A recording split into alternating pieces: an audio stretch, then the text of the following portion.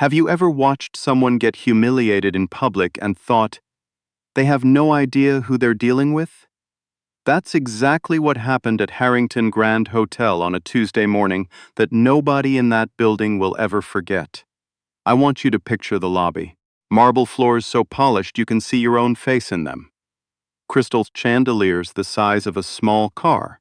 Staff in pressed navy uniforms moving like they've been choreographed. The kind of place where the doormen know the names of every regular guest and the coffee costs $14 and nobody blinks at that. Now picture a woman standing near the service elevator on the third floor, holding a mop. That woman's name was Celeste Morgan. 41 years old, black, with close-cropped natural hair and reading glasses she wore pushed up on her forehead even when she wasn't reading.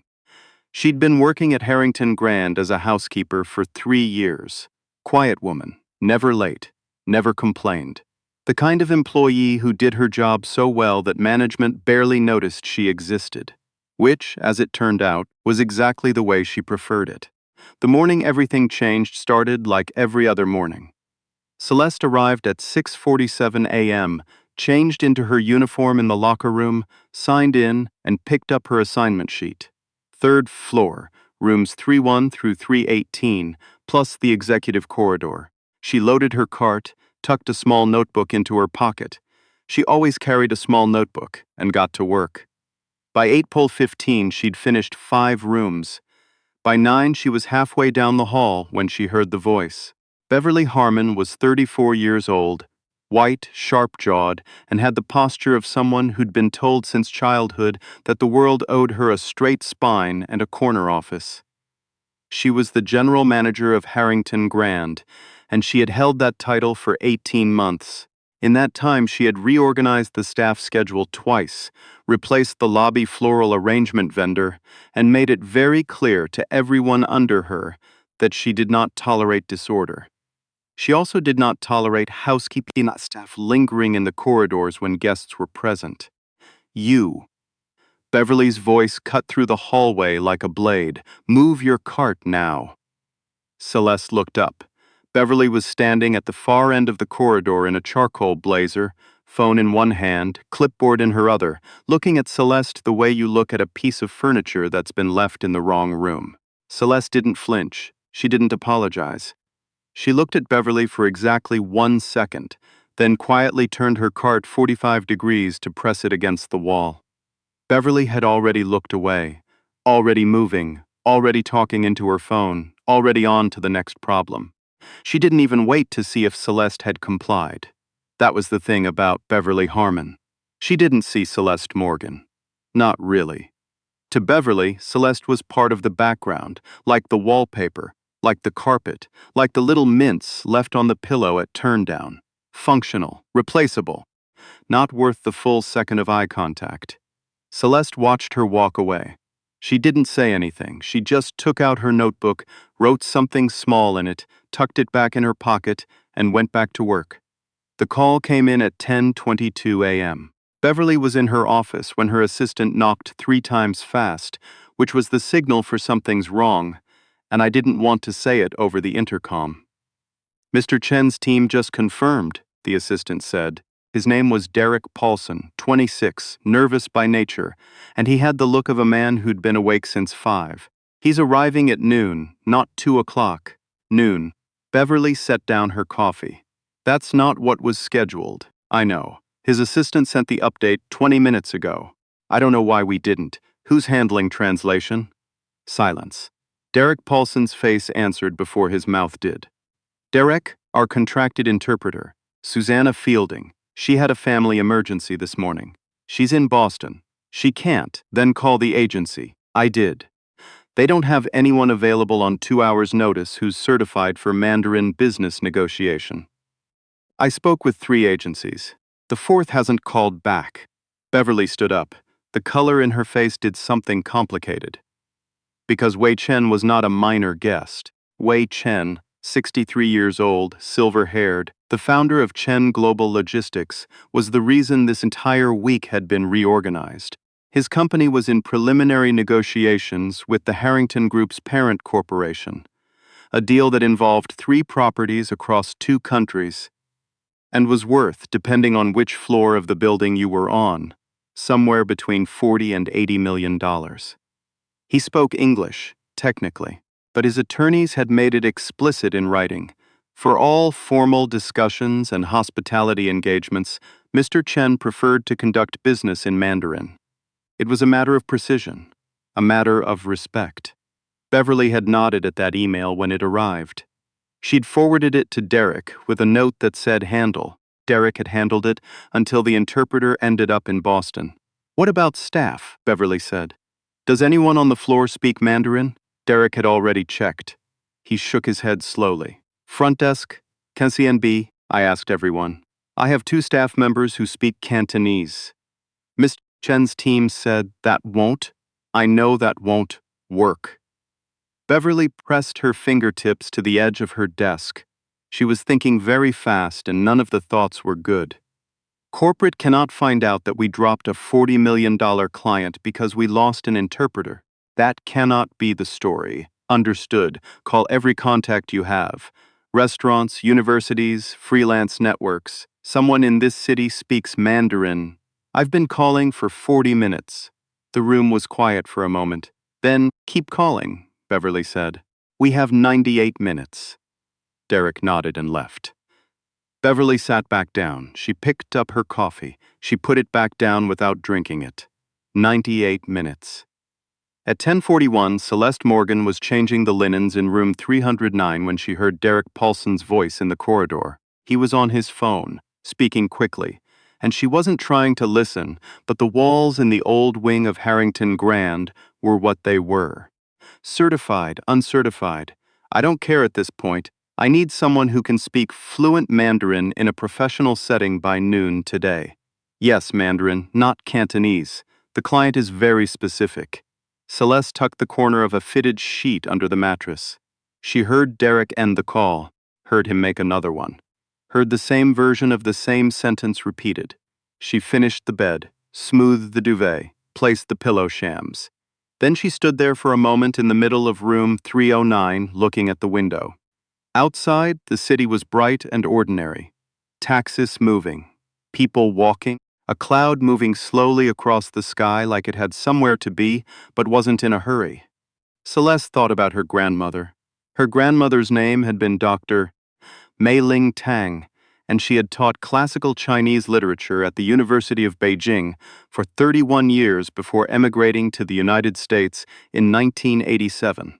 She was the daughter of a diplomat and had grown up moving between cities, Shanghai, Hong Kong, Singapore, Taipei, carrying language the way other children carry a favorite toy.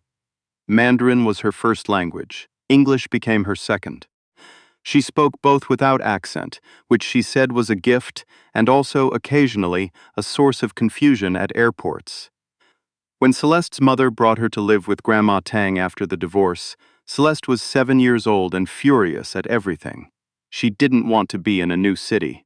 She didn't want to share a bedroom with boxes of old books. She didn't want to eat things she couldn't pronounce. What she didn't expect was to love any of it, but she loved her grandmother fiercely, the way children love things that make them feel safe without understanding why. And her grandmother, for her part, spoke to Celeste in Mandarin the way she spoke to everyone. Naturally, without apology, assuming Celeste would catch up. Celeste caught up. By 10, she could hold a basic conversation. By 14, she was reading. By 17, when she graduated early from high school and her grandmother was already sick, they sat together on the porch in the evenings and talked about everything. Grandma Tang's students, Celeste's plans, books they'd both read, things that had no good English words, in the language that had become theirs. Her grandmother died when Celeste was 19. Celeste never had the money to study formally. Life moved fast and sideways after that. Jobs, a marriage that didn't last, her son, apartments, cities. The Mandarin stayed. She didn't use it much. There was rarely occasion. But it was there, the way something given to you in childhood stays. Not as a skill so much as a part of you. She hadn't forgotten a word.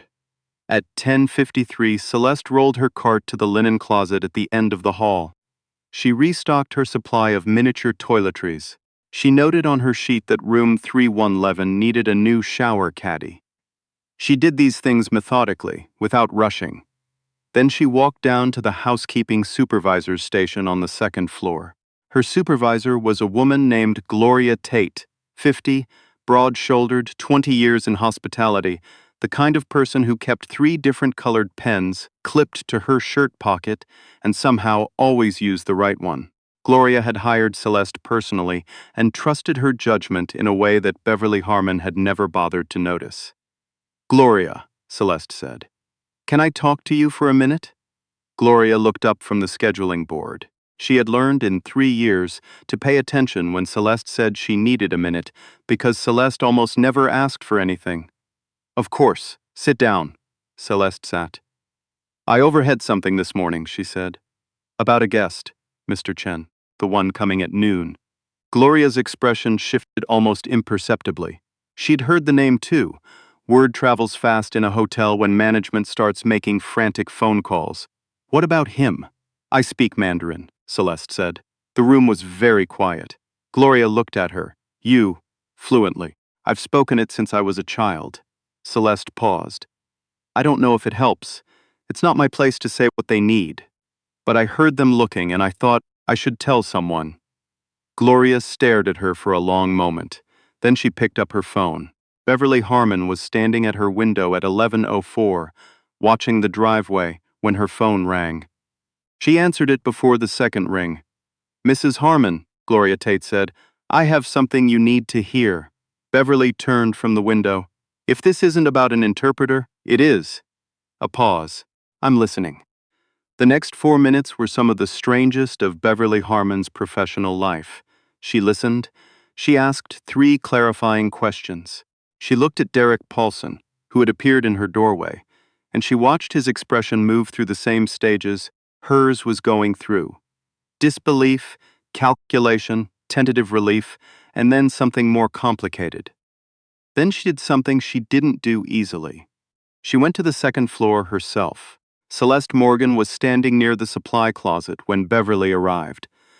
Still in her uniform, mop nearby, glasses pushed up on her forehead. Beverly Harmon had passed this woman in the hall that very morning and had not looked at her for more than a second. She looked at her now. "I understand you may be able to help us," Beverly said. She had the tone of someone choosing their words very carefully, aware of how much they needed the person they were speaking to. "I can help you," Celeste said. "Not may. Not I'll try." Beverly held her gaze for a moment. "Mr. Chen is a significant client. His preference is formal Mandarin in all discussions.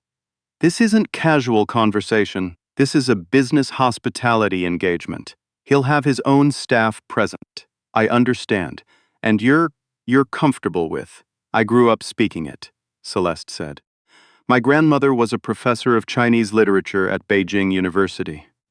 We spoke Mandarin together from when I was 7 until she passed." Beverly blinked.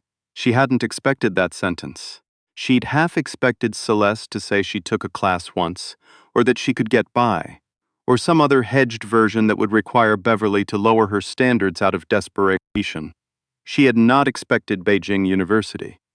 "All right," Beverly said, and then, with visible effort, "Thank you." What happened next was a quiet scramble. Gloria Tate brought Celeste to a small conference room near the executive corridor. Someone from HR appeared with paperwork. Someone else appeared with coffee and a bowl of fruit that Celeste didn't touch. Beverly's assistant Derek briefed Celeste on the basics of the Chen negotiation. The properties, the principles, the general shape of what was being discussed. He spoke quickly. Celeste listened without writing anything down, which made Derek nervous until she repeated back the key points in order, completely accurately, and he stopped being nervous. "Is there a dress code expectation?" Celeste asked.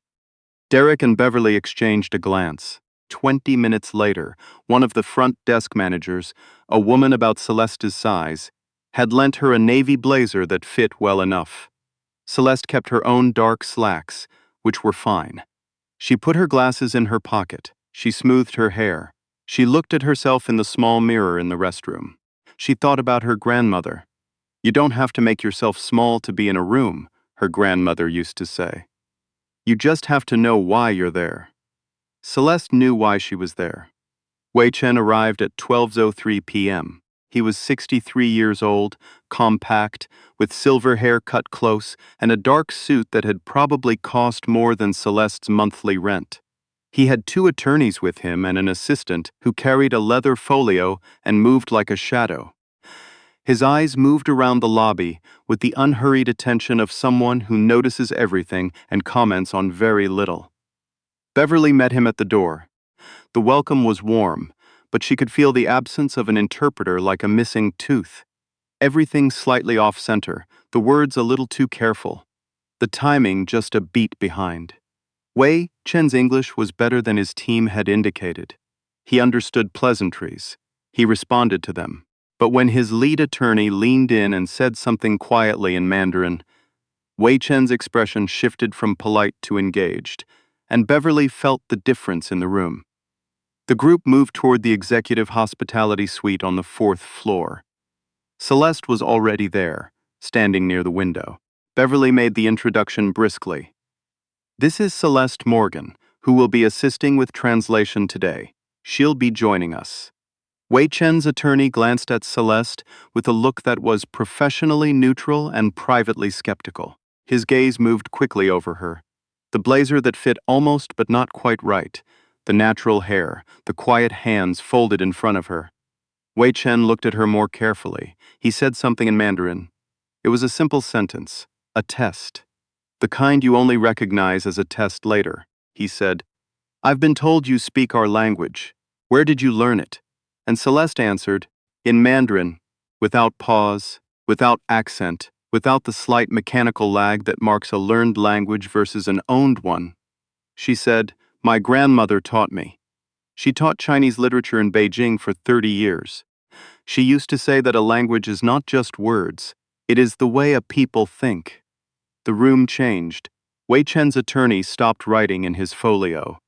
Wei Chen himself looked at Celeste with an expression that had gone from polite skepticism to something quieter and more genuine. He said, your grandmother sounds like a remarkable woman. And Celeste said, she was the best person I've ever known.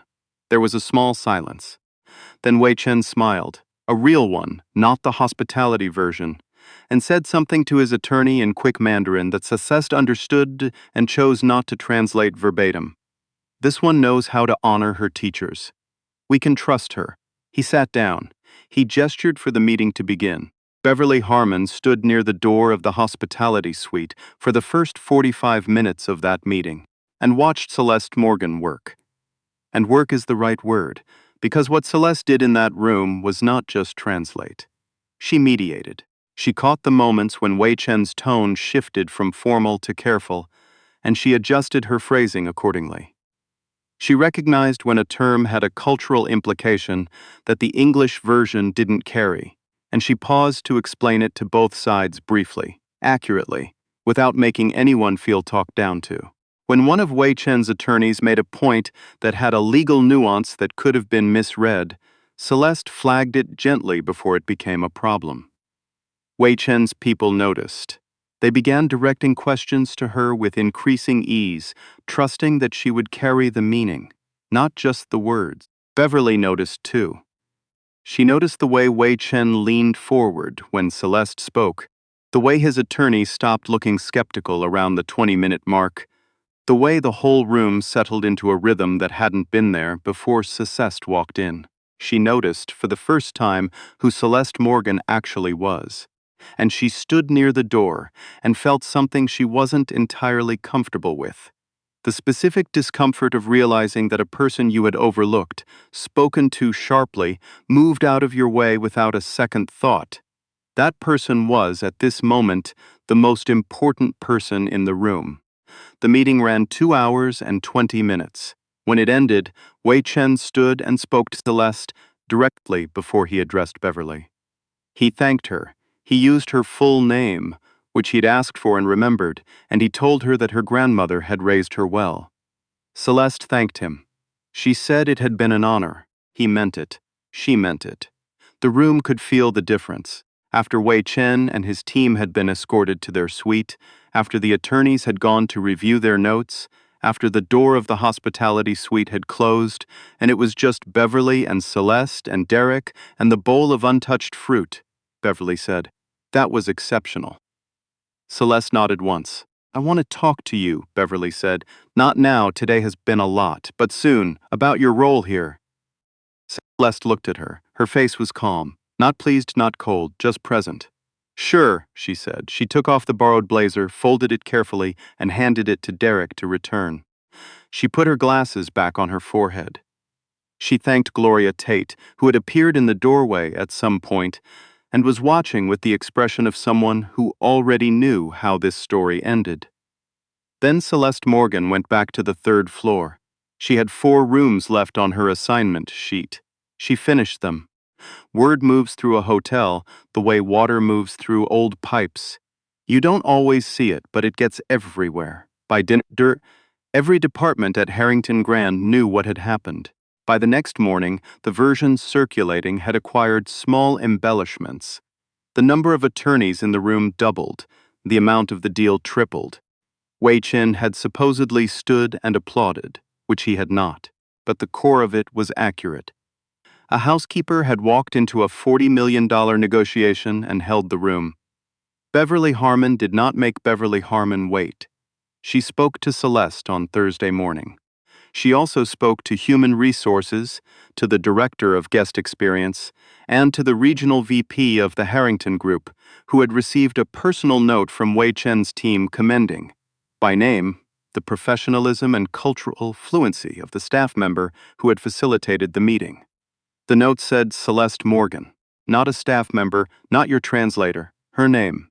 2 weeks later, Celeste accepted a new role, Cultural Liaison and Guest Relations Specialist, with a title that actually reflected what she'd done her whole career in different forms, a salary that reflected it too, and a small office on the 4th floor with a window. She brought one thing from home to put on the desk. A photograph of her grandmother, Dr. Mei Lingtong, standing in front of a lecture hall at Beijing University, 48 years old, chalk on her sleeve, looking directly at the camera with an expression that said she knew exactly where she was supposed to be. Celeste put it by the window, where the light was good. She sat down at her desk, she opened her notebook, and she got to work. I've thought about this story a lot since I first heard it, because here's the thing that gets me. Celeste didn't change. She was the same person walking into that meeting as she was changing sheets on the 3rd floor. The same mind, the same background, the same grandmother's voice in her head. What changed was that someone finally needed her badly enough to look up. That's what I want to leave you with today, not the happy ending, though I love the happy ending. The thing I want you to remember is this: the most important person in the room is not always the last one. Sometimes they're the quietest. Sometimes they're the one you moved out of your way without saying good morning. Sometimes they're standing near a service elevator, holding a mop, and they know exactly who they are. Celeste knew. She was just waiting for the rest of the room to catch up. If this story hit you somewhere, if you've ever been the person nobody looked at twice, or if you've ever been humbled by someone you underestimated, let me know in the comments. I read every single one, and if you think someone in your life needs to hear this today, share it with them. Sometimes the right story at the right moment is everything.